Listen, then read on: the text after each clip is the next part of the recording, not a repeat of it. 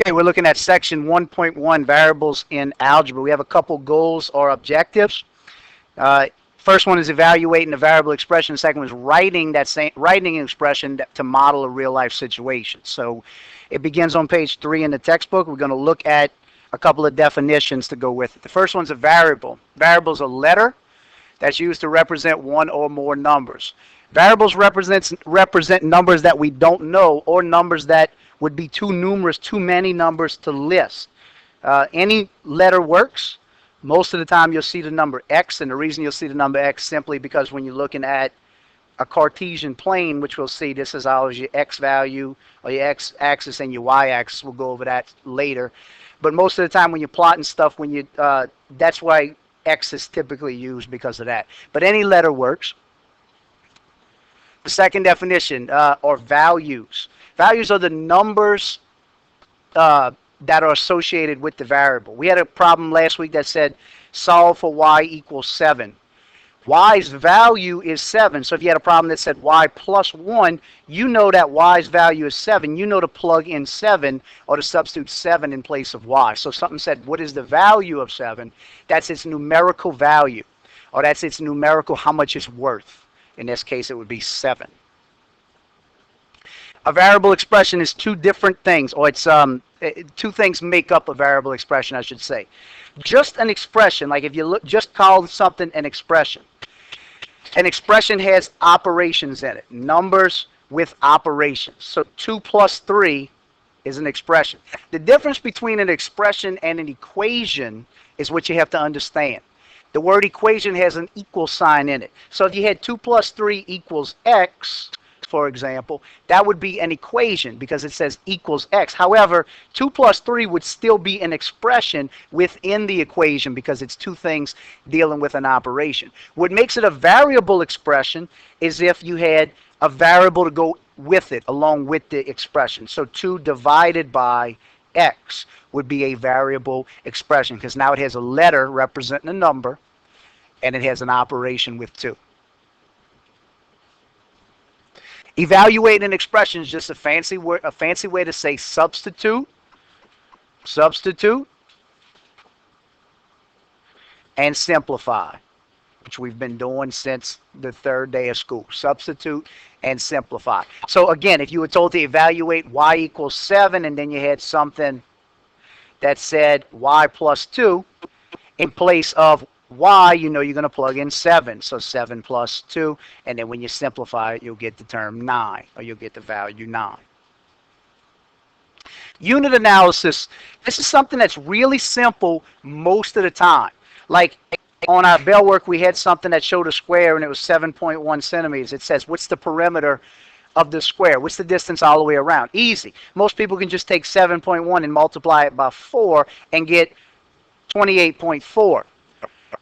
Then at the end, since it's dealing with only centimeters, you can just tack the unit back on at the end. And that works most of the time. When it doesn't work is if we're talking about something that's not a square. Let's say it was just a rectangle, and instead of saying 2 centimeters, let's say that this was 2 meters. Now unit analysis comes into play, and we'll talk about that more as we get to that, when you have to do conversions to make sure that you're dealing with the same unit for both of them, because you won't list 2 separate units. You'll convert one to match the other.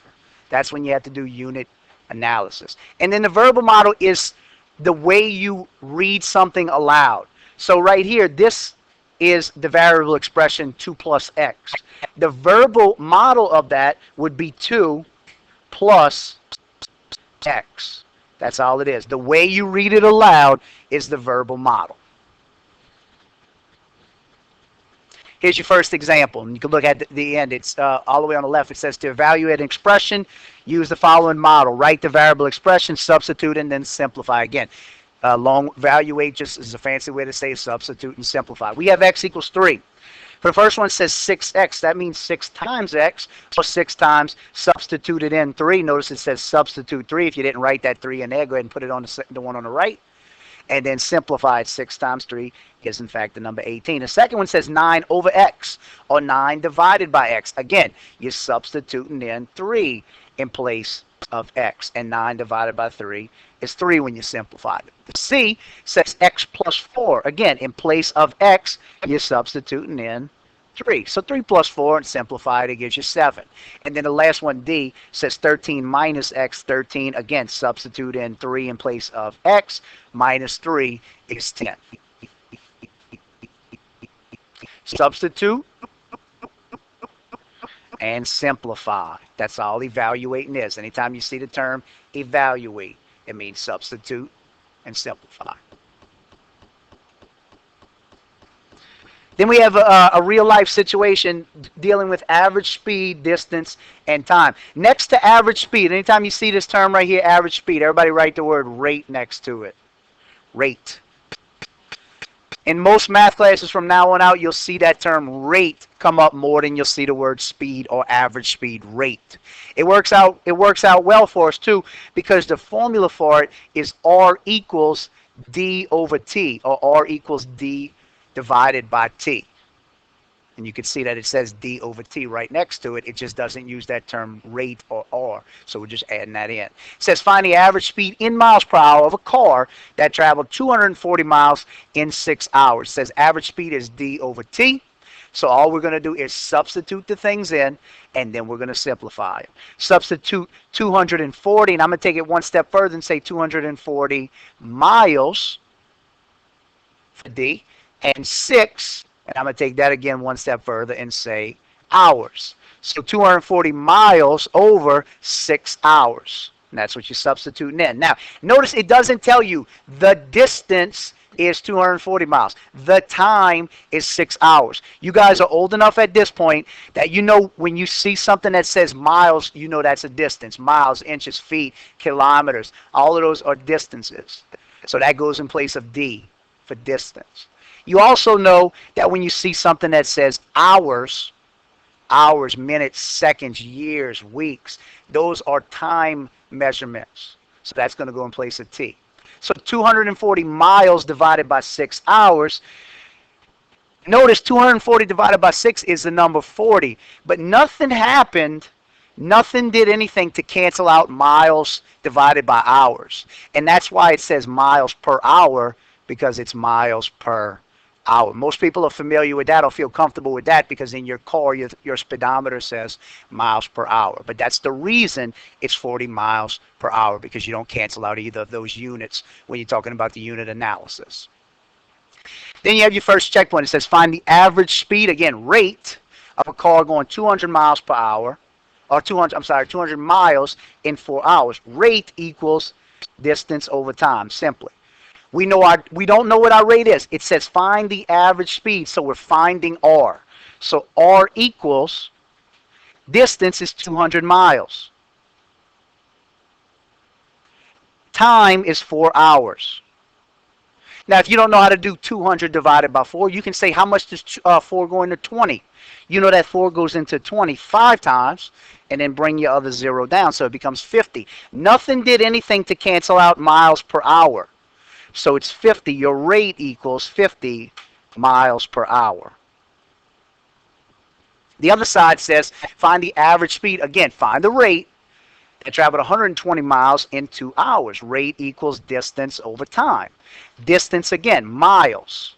120 miles over time, 2 hours. Rate equals 120 miles divided by 2 hours. Again, if you don't know what 120 divided by 2 is, what's 12 divided by 2? 6. Just bring down your 0. 60 miles per hour. Nothing got rid of miles per hour, so that's what your rate is. 50 miles per hour for the first one, 60 miles per hour for the second one.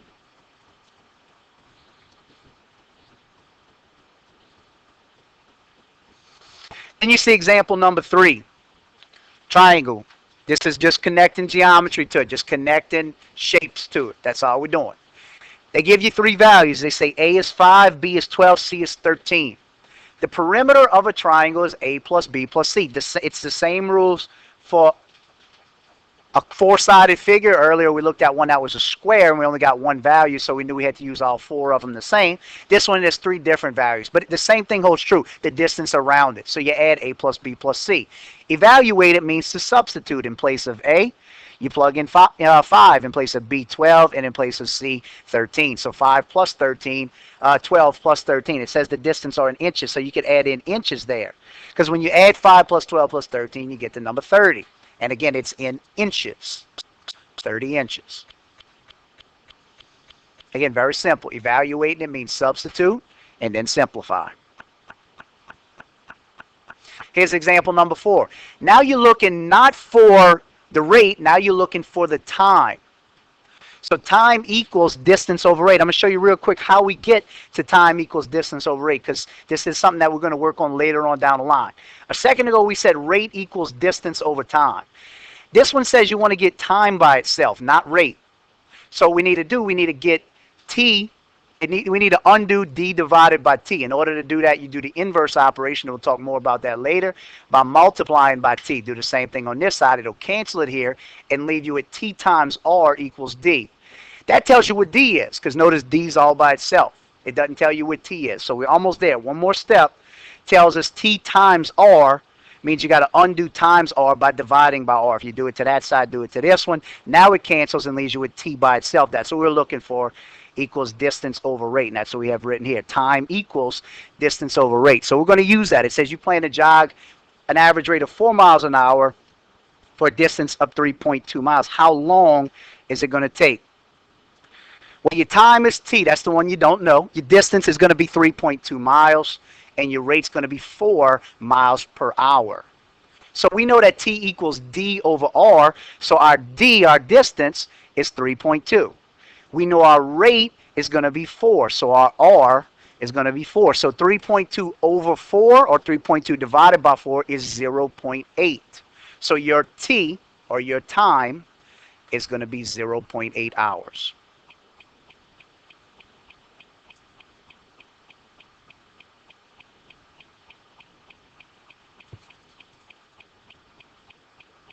And then the last checkpoint says find the perimeter of the triangle with the indicated lengths. If you look at the first one, just the way you can see it, you can draw yourself a model. A is 12, B is 16, C is 20. You didn't have to do that. That's just to give yourself a visual of what you're looking at, just in case you forget what perimeter is.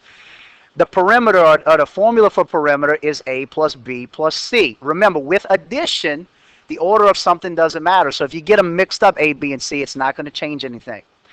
A's value is 12, plus B's value is 16, plus C's value is 20. It says they're all in feet. So perimeter equals 12 feet plus 16 feet plus 20 feet. 12 plus 16 is 28, and 28 plus 20, your perimeter is 48 feet. So your first triangle's perimeter is 48 feet. The second one says A, B, and C, 20, 21, and 29. Again, you don't have to draw the picture. Perimeter equals A plus B plus C, so perimeter equals 20 plus 21 plus 29. Again, all of those are feet. 20 plus 21 is 41, and 41 plus 29 is 70. So your perimeter in this case is 70 feet. So you had 48 feet for the first one, or for number 3, and 70 feet for number 4. Very simple. Again, perimeter distance around something. And then the last one says you plan to ride your bicycle at an average rate of 8 miles per hour for a distance of 12.8 miles. How long will it take you? Look back if you get stuck. Remember, time equals distance over rate. T equals d over r. So we're going to use that formula where you don't have to redo the work. T equals d over r. You know that your r is the first one that was given to you, 8 miles per hour. So in place of r, that means at the bottom of the fraction, you're going to plug in 8 miles per hour.